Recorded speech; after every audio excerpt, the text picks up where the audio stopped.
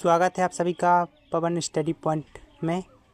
तो आज की इस वीडियो में हम समझने वाले हैं 12th क्लास हिस्ट्री का पहला चैप्टर ईंटें, मनके तथा अस्थियाँ।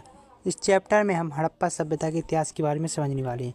इसके पहले हम हड़प्पा सभ्यता के इतिहास के बारे में समझ चुके हैं, जो कि इसके पहले 2 पार्ट में वीडियो है तो उसमें समझ चुके हैं, और ये जो कि हमारा तीसरा पार्ट है, इसमें हम हड़प्पा सभ्यता के बारे में जानेंगे। ठीक है, इस वीडियो में हम समझेंगे कि हड़प्पा वासी कच्चे माल की प्राप्ति के लिए कौन कौन सी नीतियाँ अपनाते थे।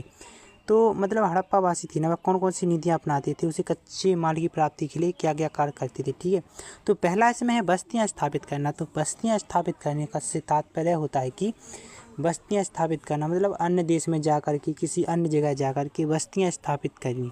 मतलब किसी भी देश में गए या क्षेत्र में गए तो वहाँ पर रहने लगे, बस गए और वहाँ से कुछ जानकारी प्राप्त की, कहाँ कच्चा माल मिलता है, कहाँ नहीं मिलता। तो वहाँ पर गए, वो बस्तियाँ स्थापित कर लीं और फिर वहाँ से कच्चे माल की प्राप्ति के लिए कार्य प्रारंभ कर दिया। ठीक है, तो इसमें पहला जो कि क्षेत्र है नागेश्वर और बालाकोट से जो कि संग मंगाते थे। नागेश्वर और बालाकोट से संग मंगाते थे, और दक्षिण राजस्थान और उत्तर गुजरात से सेलखड़ी राजस्थान से धातु मंगाते। ठीक है, तो नागेश्वर और बालाकोट से संग मंगाते थे और दक्षिण राजस्थान और उत्तर गुजरात से सेलखड़ी राजस्थान से धातु मंगाते थे।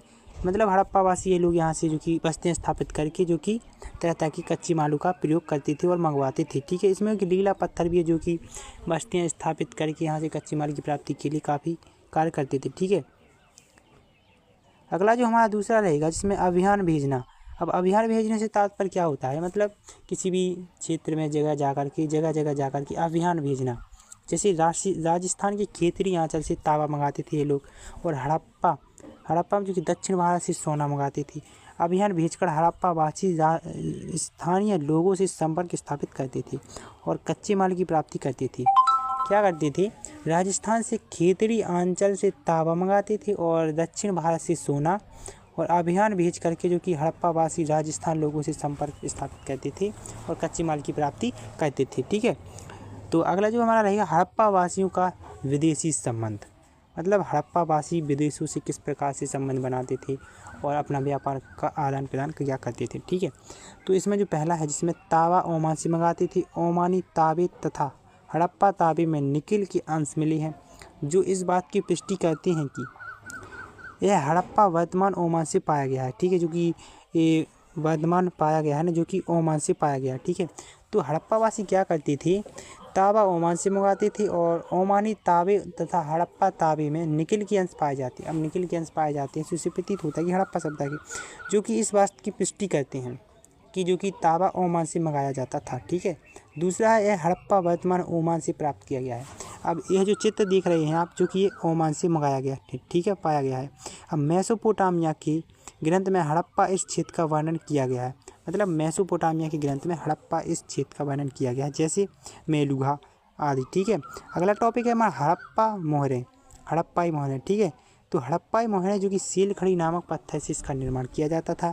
अब जो हड़प्पा में जो मोहरें प्राप्त हुई हैं, इन मोहरों का जो निर्माण किया जाता था सेलखड़ी नामक पत्थर से निर्माण किया जाता था। दूसरा जो कि लंबी दूरी के संपर्कों को सुविधाजनक बनाने के लिए प्रयुक्त होता था, जो कि एक मुहर है ना, जो कि सेलखड़ी नामक पत्थर से बनाया जाता था और लंबी दूर के संपर्कों को सुविधाजनक बनाने के लिए भी प्रयोग किया जाता था। तो अब सुविधाजनक कैसे बनाया जा सकता था मुहर को, अगर कोई मतलब मान लो कुछ भी मतलब ऐसा कुछ है सामान जिसको दूसरी जगह शिफ्ट कराना है, दूसरी जगह पहुंचाना है, तो उस पर मुहर मतलब थंबनेल लगा दिया, मुहर लगा दी कि इससे प्रतीत होता है कि यह इसकी चीज़ है। मतलब मुहर लगाकर उसको दूसरे शहर में या देश में भेज दिया जाता था, जो कि लंबी दूर के संपर्क के लिए सुविधाजनक बनाने का भी प्रयोग किया जाता है। ठीक है, तो अगला जो कि हमारा टॉपिक है हड़प्पा लिपि, हड़प्पाई लिपि। ठीक है, हड़प्पा लिपि जो कि एक रहस्यमय लिपि है, इसका पता अभी तक नहीं लगाया जा सका। और दूसरा जो कि एक चित्रमय लिपि भी है। चिन्हों की संख्या जो कि इसकी मिली है, जो कि 375 से 400 सबसे लंबी अभिलेख में 26 चिन्ह मिली हैं, और जो कि दाई से बाईं ओर लिखी जाती थी। अब मतलब जो हड़प्पाई लिपि है, जो कि रहस्यमय लिपि है, जिसका पता अभी तक नहीं लगा सके हैं इतिहासकार। अगर आप पता लगाते हैं तो आपका नाम भी इतिहास में होगा।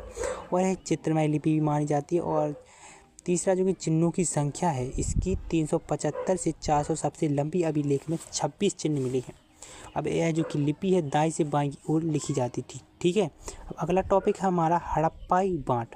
अब हड़प्पाई बाँट की बात की जाए तो हड़प्पाई बाँट जो कि इसका निर्माण चाट नामक पत्थर से किया जाता था, घनाकार होता था और निचला मापदंड और द्रव्य आधारित होता था। ऊपरी मापदंड जो कि दशमलव प्रणाली का अनुसरण करती थी।